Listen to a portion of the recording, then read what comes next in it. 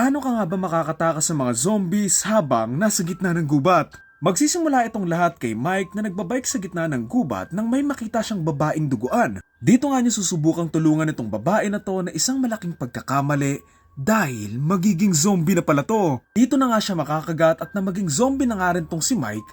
Dito na nga mas dadami mahawaan. Susundan natin dito si Mike bilang zombie kung saan nahanap siya ng mga taong makakagat at marami nga siyang mahahanap. At sa mga susunod na oras, dito nga susubukang tumakas ng mga tao bago sila tuluyang maging zombie din. Itong short film na to ay parte ng isang movie na ang title VHS2. Realize ko dito na one of the worst place pala na magka-zombie, yung habang nasa gubat or bundok ka. Lalo na kung tumatakbo yung mga zombies kasi ang hirap kayang tumakbo sa may gubat, may mga ugat, may bangin, tapos pwede ka pang madulas. Isip ko nga rin dito parang maganda ang premise yun sa isang zombie movie no? Habang nagga-hike, biglang nagka-zombie apocalypse.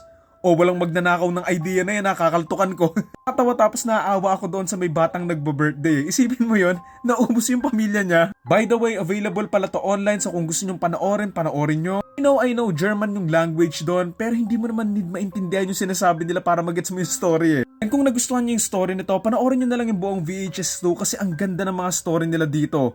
I think available to online eh. Kasi this is one of my most favorite stories from the VHS franchise. Yung tipong napagsama nila yung dalawang paborito ko.